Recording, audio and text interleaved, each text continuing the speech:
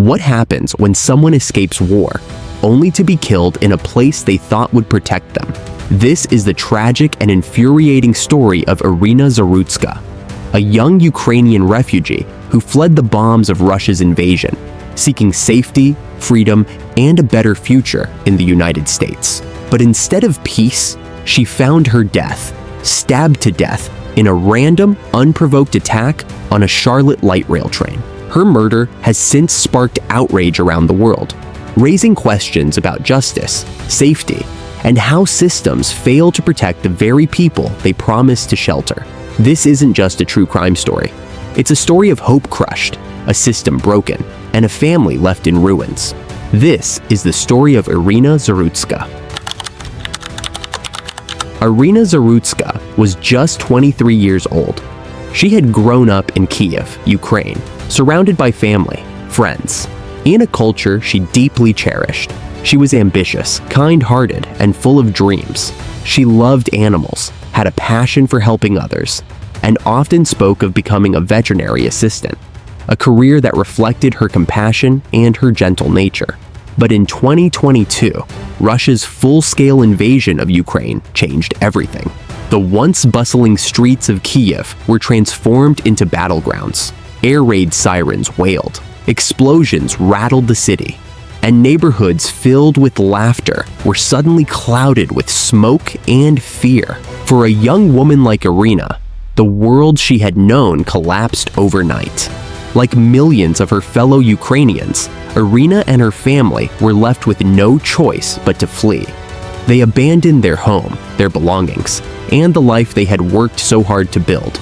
Everything familiar, the school she had attended, the cafes she loved, even the comfort of family gatherings, was left behind in a rush for survival. Their destination became the United States, a land of hope, safety, and new beginnings. They eventually settled in Charlotte, North Carolina, a city that had opened its arms to refugees escaping the horrors of war. To Iryna, America represented a second chance, a chance to dream again, to rebuild, and to finally feel safe. But she could never have imagined that the safety she sought would be so tragically short-lived, and that her journey of survival would end in such cruel irony. Settling in Charlotte wasn't easy. Iryna worked tirelessly to adjust, learning the language, taking classes, and working toward her dream of becoming a veterinary assistant. Friends described her as bright, kind, and full of life. Someone who loved to dance, laugh, and embrace every new opportunity. She was proud of her resilience. She had survived a war. She had started over.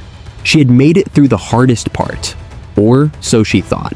Her father, still stuck in Ukraine due to the war, often reminded her how proud he was of her courage. She carried that love and responsibility with her every day. But the streets of Charlotte held dangers she never imagined.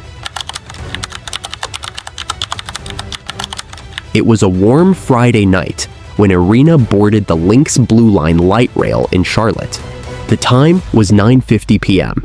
She was on her way home, carrying nothing but her phone and bag, smiling after what had been an ordinary day, unaware that it would become her last. But that evening, another passenger boarded the train, 34-year-old Decarlos Brown Jr. Brown wasn't just any passenger. He was a career criminal, a homeless man with 14 prior arrests ranging from robbery to assault, and he was diagnosed with schizophrenia. Despite his violent record, he had been released earlier that year under a controversial cashless bail system. He had slipped through every safety net, every warning sign, every layer of accountability that should have stopped him. To Iryna, he was a stranger. To Brown, she was an opportunity, a vulnerable woman alone at night. What happened next was horrifying.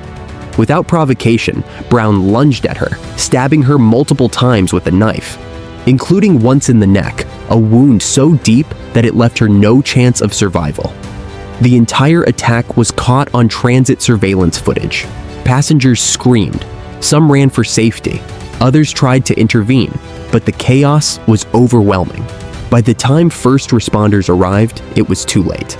Iryna had survived the bombs of Kyiv, the terror of war, the uncertainty of being a refugee, only to die on what should have been a safe, routine train ride in America. The name Decarlos Brown Jr. quickly made headlines across Charlotte and beyond. He had been arrested 14 times before, facing charges that included burglary, assault, indecent exposure, misuse of the 911 system, and harassment. Each time, he slipped through the cracks of the justice system. Sometimes charges were dropped, sometimes he was released without bail, and other times his mental illness was cited as a reason for leniency. But no one stopped him. In January 2025, he was released without bail by Magistrate Judge Teresa Stokes, despite his long history of violence and instability. Critics later accused Stokes of a conflict of interest, since she also worked in a treatment facility. Some argued she prioritized ideology and rehabilitation over public safety. Brown's mental health struggles were well documented. He suffered from schizophrenia, had been repeatedly hospitalized, and was known for acting erratically in public. But instead of being properly treated and monitored, he roamed free, unchecked, unstable, and dangerous. And on the night of August 22nd, that freedom cost Iryna Zarutska her life. Back in Ukraine, Iryna's father got the devastating call. His daughter, who had survived bombs and destruction, was now dead, killed in a country that was supposed to keep her safe. But the heartbreak didn't stop there. Because of the ongoing war in Ukraine, her father could not attend her funeral. While her family gathered in Charlotte to bury her, he was trapped thousands of miles away, grieving alone. He had sent her away to save her life, only for her to die in another tragedy. The murder sent shockwaves through Charlotte, across the US, and even back to Ukraine. How could a known violent offender be allowed to walk free? Why was a man with mental illness and a history of violence released on cashless bail? Why wasn't there security on the train to stop such an attack? Community leaders condemned the failures. Protesters demanded answers. Critics pointed to systemic failures in both the criminal justice and mental health systems, saying this wasn't just about one man's violence, it was about a broken structure that allowed him to be free. As news of Iryna's murder spread, people noticed something strange. Mainstream media coverage was limited. Some argued that her story was being downplayed or even censored. A controversy erupted when Wikipedia deleted her page, claiming it lacked notability. Many saw this as proof of deliberate erasure. On social media, anger boiled over. People asked, why is her story being buried? Would it be different if the roles were reversed? The silence only added fuel to the fire, leaving many to believe that her death was being ignored for political convenience. Her murder quickly became a political talking point. Former President Donald Trump called the killing horrific and labeled Brown a lunatic. Politicians debated cashless bail reform, mental health policies, and refugee safety. Others highlighted racial tensions, arguing that media coverage often changes depending on the identities of the victim and the suspect. Whatever the angle, one thing was clear. Iryna's murder exposed cracks in justice, safety, and fairness. Out of the tragedy came calls for reform. Local leaders in Charlotte pledged to increase transit security, add more surveillance, and ensure police are more proactive in monitoring repeat offenders. Mental health advocates demanded better systems for treating and tracking individuals like Brown before they commit more violence. And across the US, the debate over cashless bail intensified, with critics arguing it puts dangerous criminals back on the streets too easily.